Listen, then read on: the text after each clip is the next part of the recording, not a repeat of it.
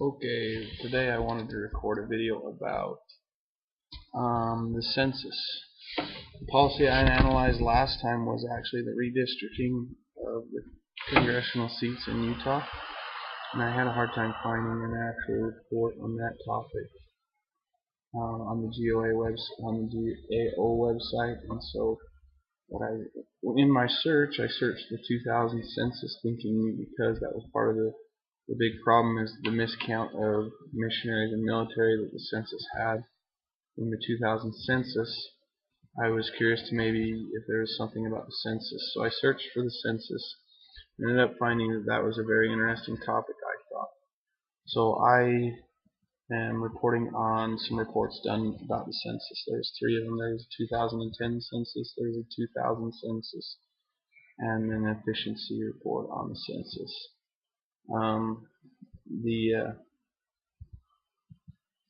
The problem was, let me get to my paper. The problem wasn't necessarily in how they counted.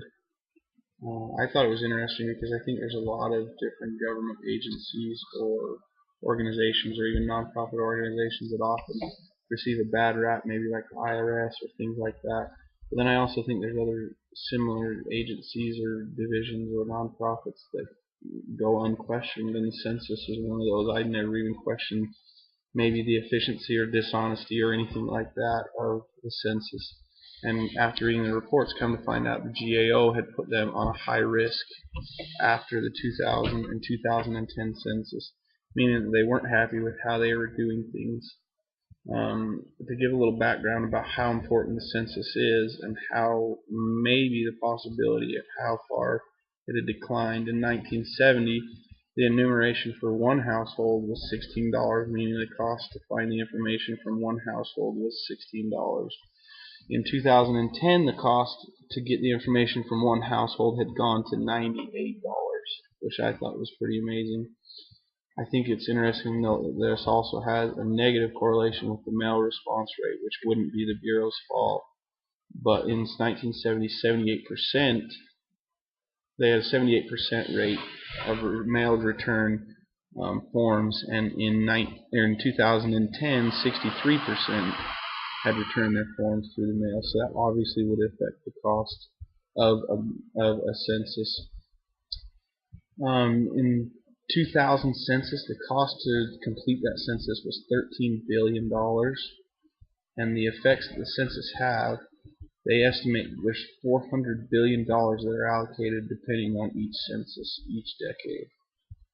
So obviously it's very important and it affects a lot of people, and so I think it's going to be under special scrutiny of the GAO.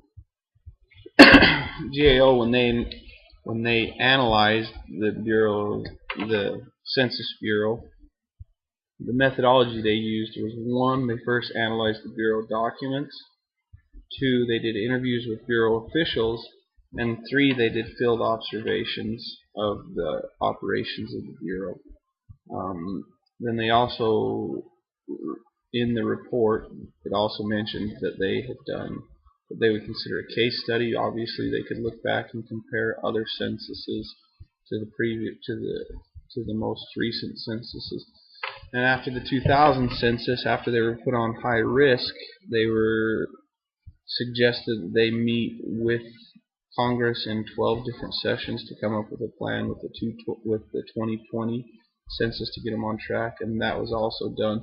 So there was definitely some oversight from Congress in this process in analyzing the Bureau.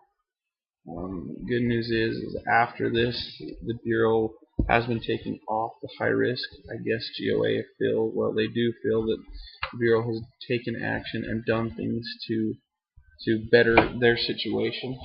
The two biggest complaints from the GAO were the use of IT.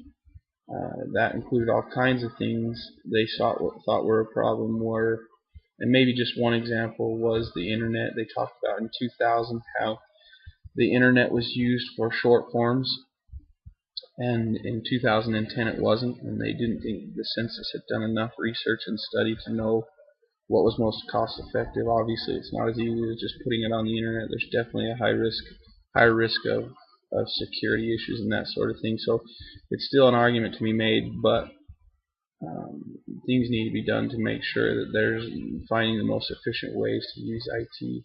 And then the management itself of the Bureau was a big question of the GOA.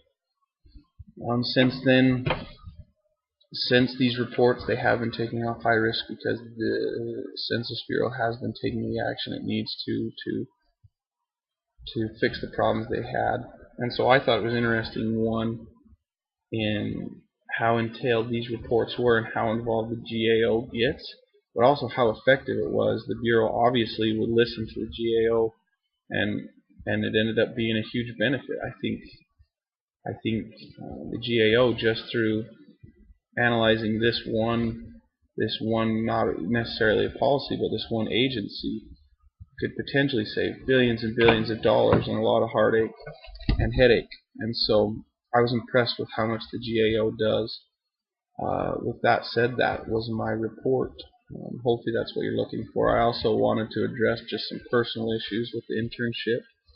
You might not even see this video, I guess, before Monday, being a holiday, but just in case you do look at this video, I talked with Bryce. I was actually at the city council meeting that our internships got approved. I was presenting for one of our other classes. So I know that the internships are 100% approved.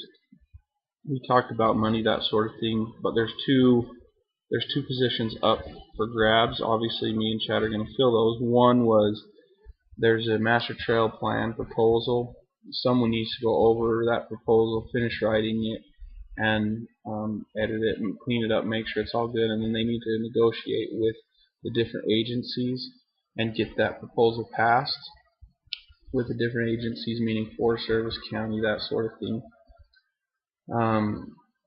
And then the second position was actually looking at the map of the proposed trails, finding out who the people were that owned these trails, where the trails went, and whose private property, and then negotiating and contacting landowners to deal with easements or licensing for those trails and through their property.